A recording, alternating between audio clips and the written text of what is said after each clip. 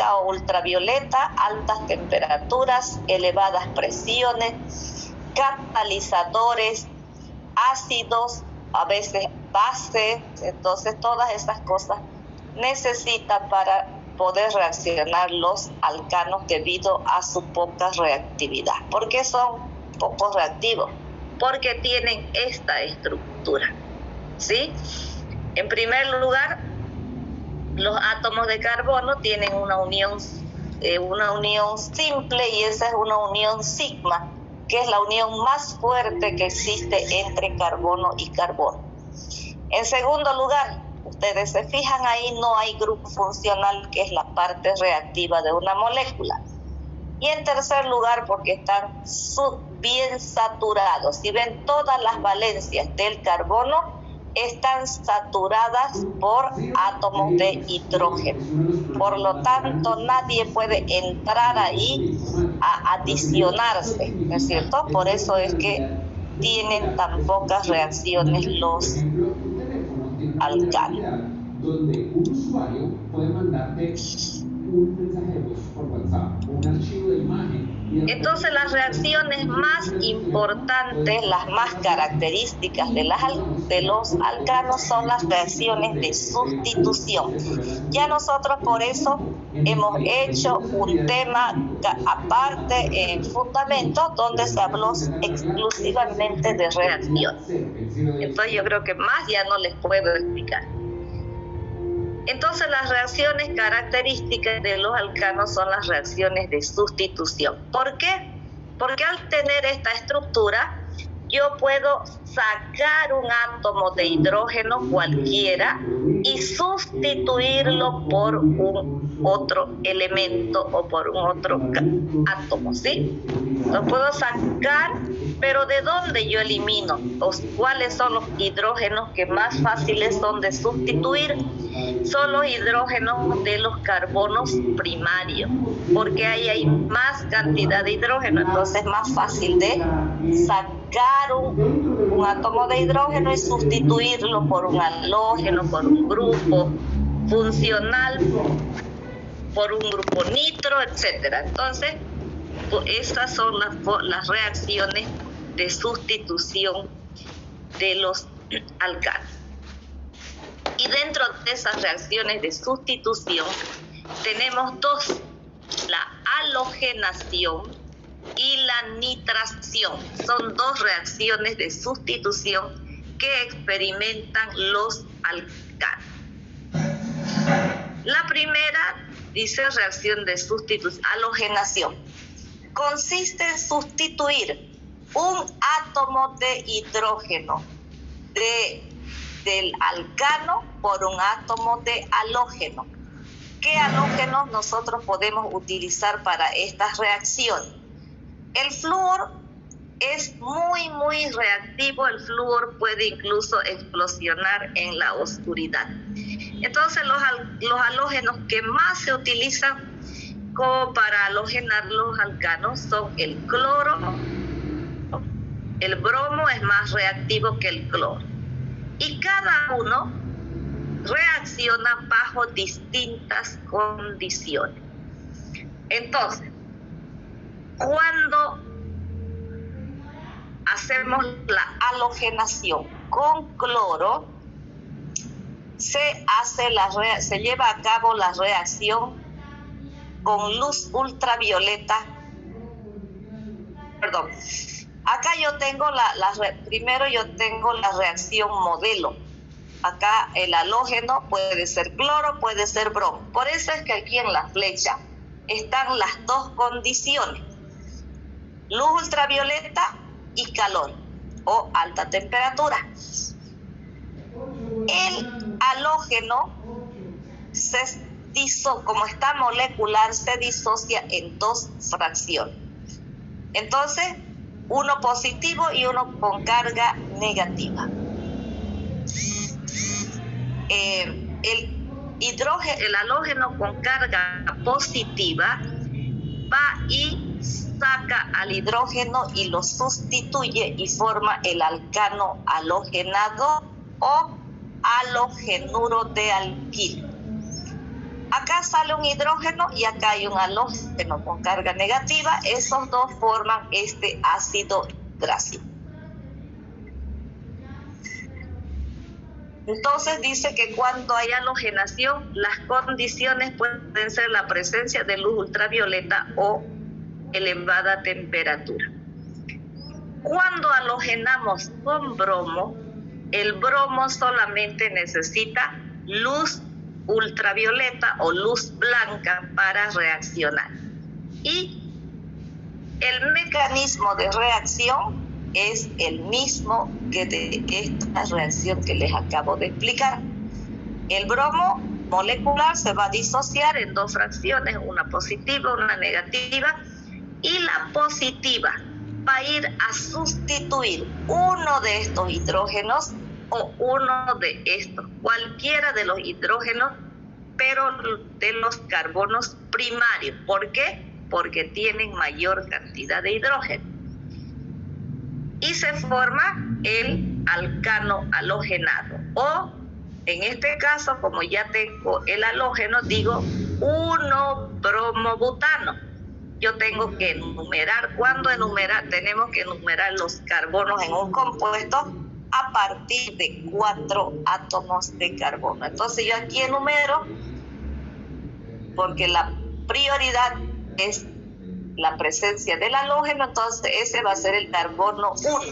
1, 2, 3, 4. Por eso digo 1-bromobutano o 1-bromo de butilo. Y aquí es un halogenuro de alquilo. Si se fijan, ahora el radical yo estoy haciendo terminar en hilo. Por eso es cuando hablamos de los radicales, pueden terminar, dice el radical de los alcanos, en il o hilo. Acá, cuando está el radical unido a un halógeno, va a terminar en hilo. Cuando el radical está como ramificación de una cadena, vamos a buscar un ejemplo, como ramificación de una cadena,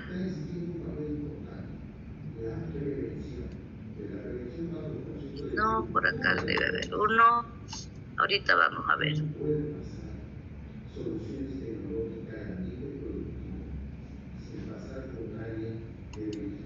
Como así, cuando está como ramificación de una cadena lineal, los radicales deben terminar en il, metil, etil, propil, ya deben tener ustedes su cuadro hecho también, etil, propil, butil, etcétera. Pero cuando está unido a un átomo de carbono, de halógeno, va a terminar en hilo. No decimos 1-bromuro de butil, sino de butilo, propilo, nonilo, etcétera, dependiendo del radical que yo tenga acá. Se forma el alcano halogenado más ácido bromídrico. ¿De dónde sale ese ácido bromídrico? Del hidrógeno que ha sustituido el bromo y del bromo con carga negativa que me quedó acá al disociarse el bromo molecular. Ahora, cuando hacemos la reacción de halogenación con cloro, la condición ya no es luz, sino que el cloro necesita temperatura elevada. Y en este caso, 250 grados centígrados. Ustedes dirán, ¿y cómo voy a saber yo de los 250 grados? Se coloca en un vaso de precipitado, eso lo deberían hacer ya en laboratorio. Se coloca el vaso de precipitado, el alcano, se le agrega el cloro y se introduce un termómetro y se lleva este vaso al calor. Cuando el termómetro me marca 250 grados centígrados, quiere decir que se ha formado el halogenuro de alquilo, en este caso el cloruro de alquilo, ¿sí? Entonces, a eso se refiere esta temperatura, que a esa temperatura se va a formar el producto nuevo, y para esto tenemos los termómetros. Eso en cuanto a la halogenación. La otra reacción de sustitución de los alcanos es la nitración. Y ahí esa reacción consiste en hacer reaccionar el alcano con ácido nítrico concentrado. El ácido nítrico se disocia en dos fracciones, el grupo nitro y un oxidrilo. Y esta reacción se lleva a cabo bajo las siguientes condiciones. Presión debe haber presión elevada, temperatura elevada, y si se fijan, altísima, porque son 420 a 475 grados centígrados, y la presencia de ácido sulfúrico para acidificar el medio. Entonces acá tenemos la reacción modelo, y aquí decíamos que el ácido nítrico se disocia en un grupo nitro, que es este, y un oxidrilo. El oxidrilo se va con este hidrógeno y forma agua. En el vacío que queda entra el grupo nitro para tener como producto nuevo el nitroalcano. ¿Y cómo se lo nombra? Nitropropano, nitrobutano, nitrohexano, nitrodecano, etcétera, etcétera. ¿De dónde va a salir ese nombre? De anteponer la palabra nitro por la presencia del grupo nitro y el alcano utilizado. Esa es la nitración. Luego los alcanos tienen una reacción de ciclación. ¿Eso qué quiere decir? Que a partir de los 6 átomos de carbono, los alcanos pueden formar compuestos o hidrocarburos aromáticos, es decir, pueden formar benceno. Dependiendo de los átomos, de la cantidad de átomos de carbono que hubieran, entonces vamos a obtener un benceno cuando solo yo tengo un hexano, o un benceno o un alquil benceno si tengo más de 6 átomos de carbono de partida. Acá, y esta reacción necesita condiciones especiales también, como ser elevadas temperaturas, acá vemos 500 a 700 grados centígrados, y catalizadores especiales como el trióxido de cromo o el trióxido de aluminio. En el ejemplo yo tengo el hexano, que son 6 átomos de carbono, entonces voy a obtener simplemente un benceno y con la eliminación de 4 átomos de hidrógeno molecular. Si acá yo tuviera octano son 8 átomos de carbono, entonces se forma el benceno y los 2 radicales alquilo que me sobran van a formar el radical etil. ¿Y cómo lo voy a nombrar? Etilbenceno. Si tengo uno, metilbenceno. Si son 3 los radicales, tiene 3 átomos de carbono, el radical va a ser propilbenceno y así sucesivamente. Entonces solo 6 forman el benceno o el hidrocarburo aromático. Los demás van a ser radicales. Esa es la reacción de ciclación. Y por último, los alcanos, como todos los hidrocarburos, tienen la reacción, experimentan la reacción de combustión. Es decir, todos los hidrocarburos tienen la característica de arder, arden en presencia de oxígeno del aire, y esa combustión tiene que ser iniciada por una llama. Los alcanos son excelentes combustibles al contacto con la llama. Se arden con el oxígeno del aire y desprenden dióxido de carbono o anhídrido carbónico, agua en forma de vapor o vapor de agua, y energía calorífica o calor.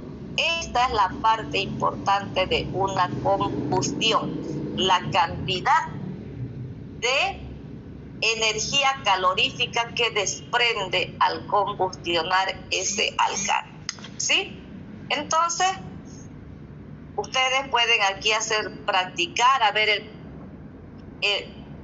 el propano en contacto con el oxígeno y le encendemos un encendedor o le largamos un fósforo ahí, va a arder.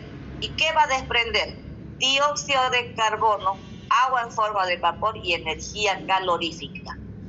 Esa energía pues es la que sirve para fundir o para el punto de ebullición de nuestras muestras, ¿sí? Cuando ustedes hacen hervir agua, ¿qué pasa? ¿Quién me está dando la energía calorífica? El gas de la garrafa, porque él es el que está ardiendo y él da la energía calorífica para que el agua entre a ebullición. Sí, entonces son ya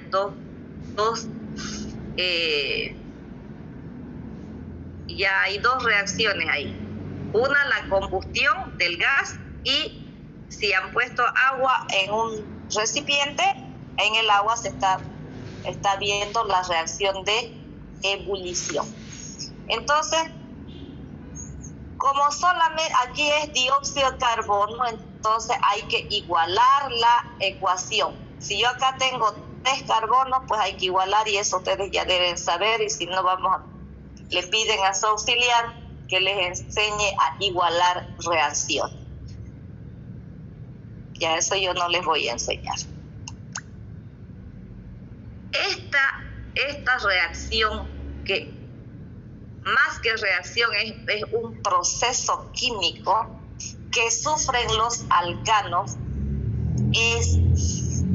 esto es un proceso en el cual los alcanos son sometidos a elevadas temperaturas y altas presiones, y eso hace que se rompan los enlaces y se formen pequeñas moléculas, o se fraccione ese alcano en pequeñas moléculas de alcano, de alqueno, y hay desprendimiento de hidrógeno.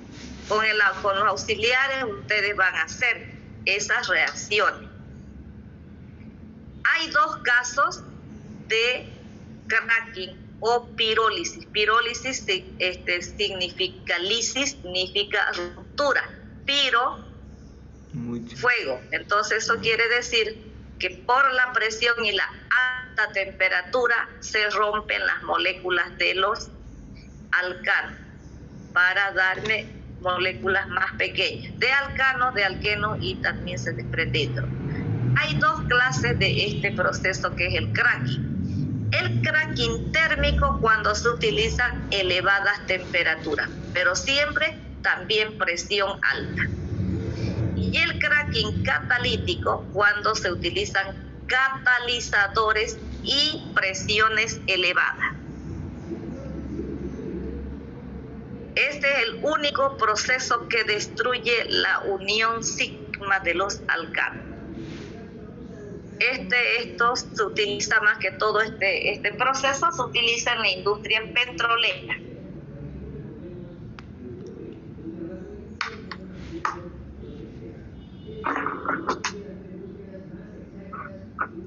Entonces, esas son todas las reacciones de los alcanos. Como ven, son pocas debido a que ellos son poco reactivos. Ahora vamos a ver la obtención o los métodos de obtención. Primero, todos los compuestos se obtienen a partir de fuentes naturales. Acá debe saltar este subtítulo. A partir de fuentes naturales. Es decir, que esa sustancia, ese producto, ese compuesto se encuentra en la naturaleza y lo puedo yo obtener de ahí sin hacer reacciones ni síntesis. Entonces, la mayoría de los alcanos se pueden obtener, dice, a escala industrial por destilación fraccionada del petróleo y a partir del gas natural. ¿A quiénes voy a obtener del petróleo crudo? a los hidrocarburos líquidos que como voy a hacer una destilación, entonces a diferentes temperaturas se van obteniendo los alcanos líquidos. Y cuando ya no hay más alcano líquido, quedan los alcanos sólidos en un sedimento. Y el gas se obtiene del gas natural. Y el gas natural, que es una mezcla de metano y etano. Eso es de la naturaleza.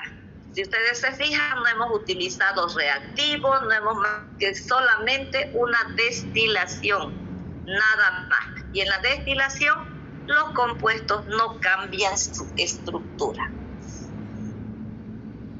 La otra forma, los otros métodos de obtención de alcanos es por síntesis, es decir, ya en laboratorio, partiendo de materias primas diferentes. Y tenemos las siguientes obtenciones. La primera, a partir de alquenos por hidrogenación catalítica, o podemos decir, obtenemos alcanos por reducción de alquenos. Cualquiera de las dos formas que ustedes expresen va a estar bien. Entonces, el alqueno, si le adicionamos hidrógeno, utilizando un catalizador metálico, va a romper la unión débil que tiene el alqueno, porque aquí hay dos uniones, y no son las dos uniones sigma. La primera es unión sigma, que es la fuerte, y la segunda es la unión pi, que es una unión débil, y esa se rompe con cualquier reactivo que lo ataque. Entonces aquí el reactivo es el hidrógeno. El hidrógeno acá, esto es el grupo funcional de los alquenos. Ya habrán hecho su cuadro de grupos funcionales para saber los grupos y su nombre. Entonces acá el hidrógeno ataca el doble enlace, rompe el doble enlace. Y en estos átomos de carbono se abren dos valencias y se adicionan o ingresan estos hidrógenos para formar un alcano, un hidrocarburo saturado. Si se fijan, aquí solamente tenemos un hidrógeno por carbono. En el producto nuevo tenemos dos hidrógenos por carbono. ¿Cuáles son? Son estos dos que se han adicionado ahí. Esa es la primera obtención de alcano. La segunda obtención de alcano es mediante la síntesis de Wurtz o por el método de Wurtz. ¿En qué consiste esta obtención, esta reacción? Para obtener alcanos por este método, partimos de dos moléculas de alcano halogenado o de halogenuro de alquilo. 2. Como reactivo utilizamos sodio metálico. Los elementos, los metales alcalinos, tienen mucha afinidad por los halógenos. Entonces, donde hay un halógeno en una fórmula, en un compuesto, y es atacado por un metal, sea sodio, potasio, litio, ¿qué hace? Como imán va y se prende, se une al halógeno y lo saca de donde está y forma una sal. Como acá yo tengo dos moléculas, entonces me van a quedar dos de estos, dos radical y esa unión, esa carga. Se unen y forman un alcano.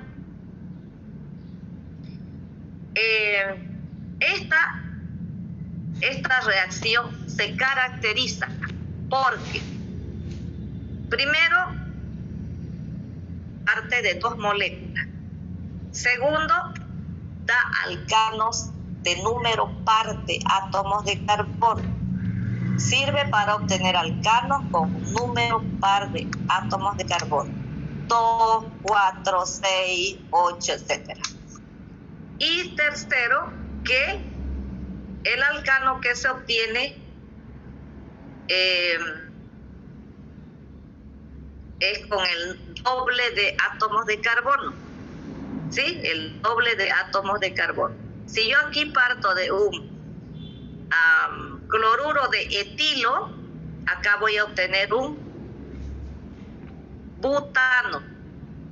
Parto de aquí de un halogenuro, de un bromuro de pentilo, acá voy a obtener un decano. ¿Por qué? Porque se dobla el número de átomos de carbono.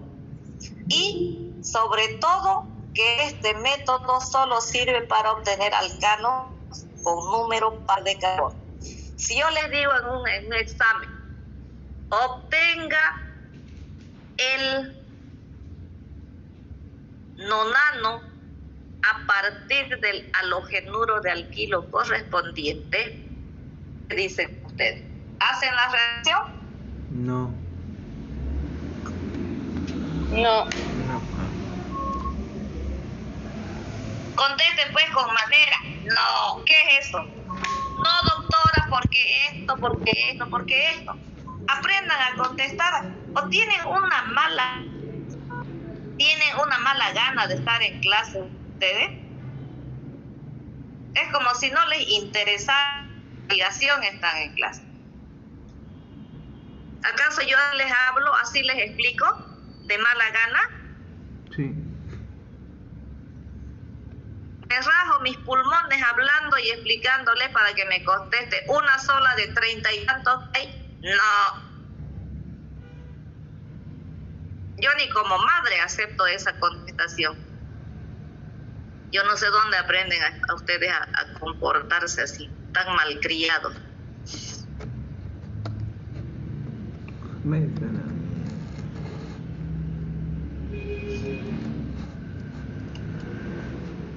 Ya, esa era la tercera, el segundo método de obtención. El tercer método de obtención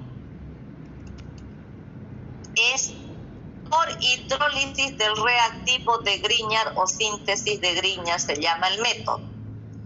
Pero no sabemos quién es el reactivo de Grignard, ¿no es cierto? Entonces vamos a aprender primero qué se llama químicamente el reactivo de Grignard y de dónde proviene. Entonces el reactivo de Grignard químicamente es un halogenuro de alquil magnesio. Él se llama reactivo de Grignard, ese halogenuro de alquil magnesio. Entonces, ¿de dónde proviene? Proviene de hacer reaccionar un alcano halogenado o halogenuro de alquilo más magnesio y en un medio líquido que es el éter. ¿Por qué dice éter deshidratado? Porque, y en los libros dice éter seco, pero no puede haber un líquido seco. Entonces es éter deshidratado o éter anhidro. ¿Cómo yo voy a tener ese éter anhidro o deshidratado? El problema es que no podemos ir al laboratorio. Entonces yo tengo los envases de los reactivos y viene el frasco de éter. Ahí dice éter. Pero cuando en los laboratorios que producen los reactivos envasan el éter u otro reactivo, ese frasco contiene 96% de éter y 4% de agua. ¿Para qué? Para que en el transporte no explote ese envase o ese recipiente. Entonces, ese 4% de agua me va a influir cuando yo necesite hacer esta reacción. ¿Qué hago? Si yo necesito 10 ml de éter, retiro, pongo en una cápsula de porcelana y llevo a deshidratar, es decir, para eliminar el agua. Y recién voy a tener el éter libre de agua para poder hacer esta reacción. Y de esa manera obtengo el reactivo de Grignard. Acá, ahora, ese reactivo de Grignard, recién a él le voy a agregar agua para producir una hidrólisis y obtener el alcano correspondiente. Y los demás elementos que tiene más el oxidrilo del agua va a formar una sal básica de magnesio. Cuando yo les pida las reacciones, ustedes tienen que escribirme completas las reacciones con todos sus productos y sus productos principales y sus subproductos con nombre. Si hay catalizador, con catalizador. Si necesita temperatura, temperatura. Si no, la reacción no vale. ¿Por qué? Porque si ustedes llevan esa reacción a la práctica y no le colocaron su ácido o no lo llevaron a la temperatura, no van a tener nunca el producto nuevo. Entonces, todo lo que está en la flecha se debe aplicar, porque caso contrario no van a obtener nunca el producto.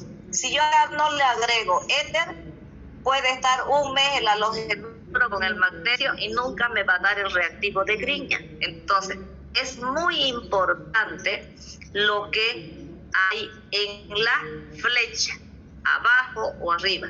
Es muy importante. Si dice ahí 200 grados centígrados, quiere decir que su vaso de precipitado con su reactivo y su reactante tiene que llevarse a 200 grados de temperatura. Le puso menos, no va a obtener. Lo pasa de temperatura, tampoco va a obtener el producto que estaba buscando. Entonces, tiene todo en química es perfecto. Es perfecto. No puede decirte, ay, me olvidé.